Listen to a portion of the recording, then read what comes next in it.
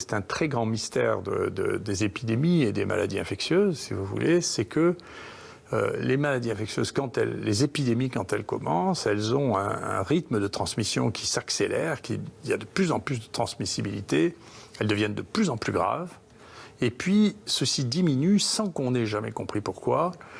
Certains pensent que c'est l'immunité de la population qui a changé, mais ça n'a toujours été qu'une hypothèse. Mais les épidémies disparaissent toujours, hein. Donc les épidémies de peste du Moyen-Âge, ça s'arrêtait aussi. Vous voyez, donc il y a les épidémies de variole, c'est très bien décrit, hein, les épidémies de variole au cours du XVIIe, XVIIIe siècle. Il y avait des épidémies de variole, puis ça s'arrêtait. Il y a les épidémies de rougeole, puis ça s'arrêtait. Donc comment ça s'arrête et pourquoi ça s'arrête?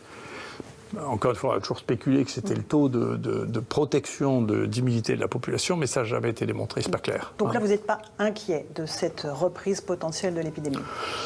Non, écoutez, dans ce qu'on a actuellement, si on prend toutes choses égales par ailleurs, là, ces données que j'ai données, nous, on a des données pour tous les coronavirus, donc les 4, on a des données pour 3 paramyxovirus, 2 virus de la grippe, le virus respiratoire syncytial, les adénovirus.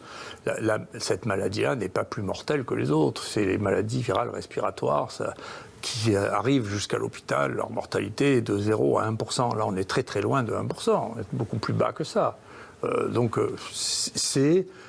Moi, je crois qu'il va falloir se mettre à l'idée que c'est rentré dans le paysage, ça disparaîtra ou ça disparaîtra pas, mais encore une fois, la prévision de ça, il faut voir les astrologues pour ça, mais globalement, moi je ne sais pas pourquoi il y a des années où il y a de la grippe A, des années il n'y en a pas, des années il y a de la grippe B, des années il n'y en a pas, pourtant Dieu sait que la grippe on la connaît, on l'a surveille.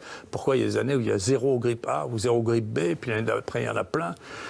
C'est incompréhensible. En 2017, la grippe a tué plus que le Covid a tué cette année. Enfin, il y a comme ça des maladies virales qui circulent, qu'on comprend mal, et qui font partie de l'histoire de notre interaction avec notre environnement. C'est comme ça.